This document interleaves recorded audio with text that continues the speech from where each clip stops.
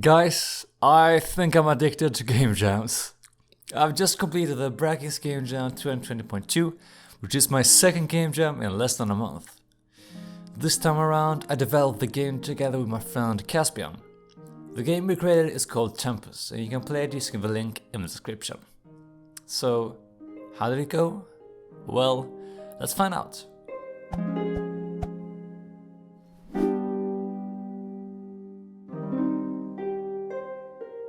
The days leading up to the game jam, Kaspian and I have been setting up our Unity project. We'd made a GitHub repository, agreed upon coding conventions, and practiced resolving merge conflicts. That meant that we felt pretty confident when we woke up on Saturday, the 1st of August. Unlike the many other game jams I'd previously participated in, this one started and ended at noon. This might not sound like a big deal, but I'll get back to why this mattered later. So, at 12 AM sharp, I got a notification from the Brackeys Discord channel telling me that the theme for this game jam was Rewind. We immediately started brainstorming ideas in a shared Google document.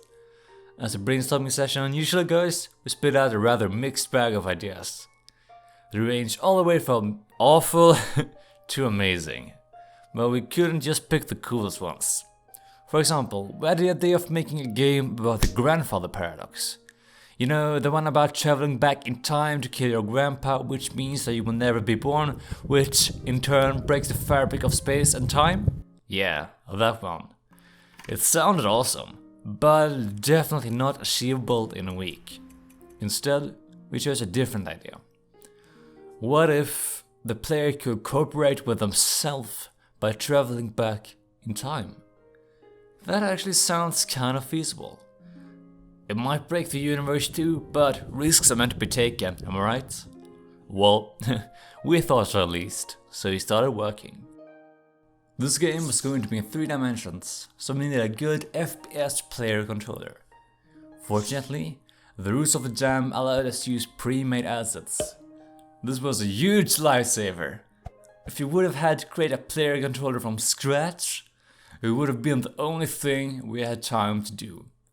It's not too difficult to create a basic FPS controller, but if we start jumping and climbing stuff, things start to become insane. What I ended up doing was just importing my character controller from a programming project series. After removing the rocket riding abilities, the controller was perfectly fit for the game. Next up, Rewind. The rewind ability can be broken down into 3 parts. The recording, the rewinding, and the replaying. Everything begins with the player traversing the level. The player may go wherever they please, but in a set interval, a snapshot is taken of their position. That snapshot is then saved on the player in a script called snapshotter.cs. The recording continues until the player decides to rewind. At that very moment, the recording stops. All recorded snapshots are copied over to a new script called spatialrewinder.cs. The first thing this script does is to retrace the player's steps backwards, creating this rewind effect. After the last, or rather first snapshot is reached, a clone representing the player back in time is created. This clone also gets a spatial rewinder script. This time, however, the player's actions are replayed in the order they happened. Now that the player can move freely again, they can cooperate with their previous selves to complete various puzzles.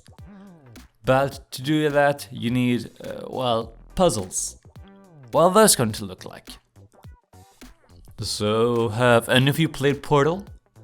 Well, I haven't, but this is how I imagine it being. You use your abilities and a cube to activate pressure plates and buttons, which in turn opens some doors. I've heard that people enjoy Portal, so what could go wrong if I just do what Valve did? I began by creating a simple box in Blender, which I imported into Unity. I added some nice textures as well as a rigid body to make it interact with physics. In the player's behavior script, I connected the button E to the interact function. Every time the interact function is called, a so-called action snapshot is taken. I handle these quite similarly to how I handle the spatial snapshots. But one big difference lies in how I replay them. While the spatial reminder replays the outcome of the player's input, the action snapshot stores the actual input, which then is used to dynamically execute actions. Also, since the actions happen in an instant, unlike the position, which is a persistent property, stutters and frame drops can potentially cause actions to be skipped. I solved this by executing every action snapshot with a log time between the last and current frame. The execution time may not be correct, but the order is still intact. Now, if the player were to aim at the box and press E, it is picked up. And if they press E again, it is dropped. Fantastic. I then added a pressure plate that would become pressed if a box was dropped on it. Using Unity events, I was able to loosely couple the pressure plate to actions in the scene, such as opening a door. Kaspian also created a button, which, unlike the pressure plate, could only be pressed by the player.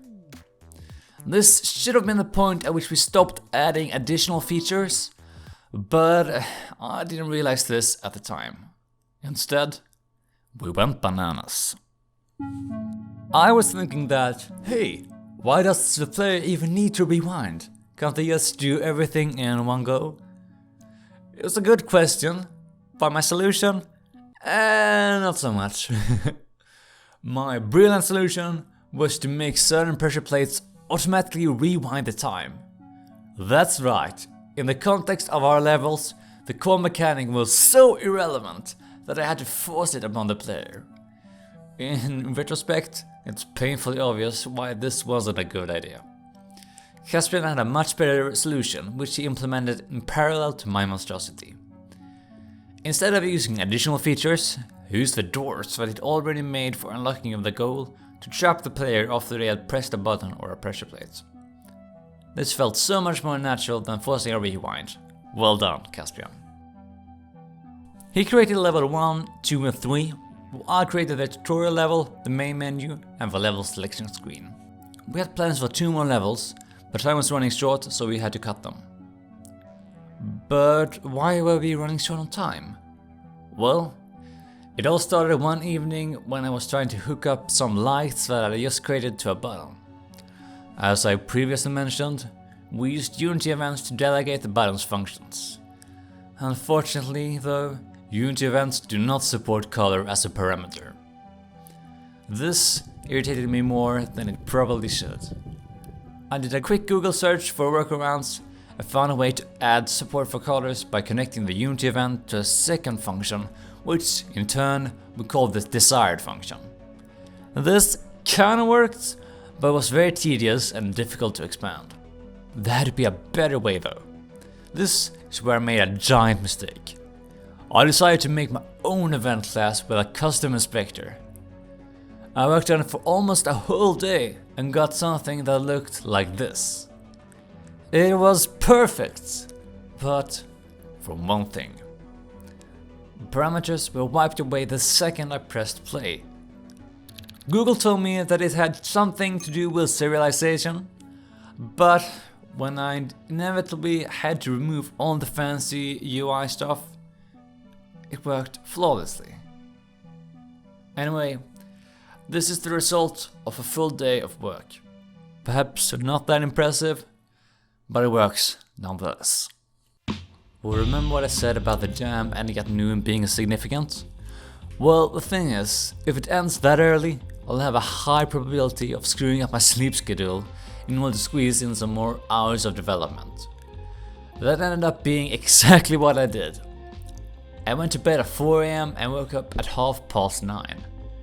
I managed to get an hour of development time before it was time to wrap it up. But it wasn't enough to do everything that I'd planned. Now, with about an hour until the jam ended, I built the game for Windows and packaged it in a setup file. Kaspian set up the itch.io page while I made the thumbnail. And at T-7 minutes 40 seconds, we submitted the game. As previously mentioned, the link to the game is in the description down below, so check it out if you're interested. If there's one thing I'll take away from this game jam, it's that adding new features isn't always the best way to deal with problems.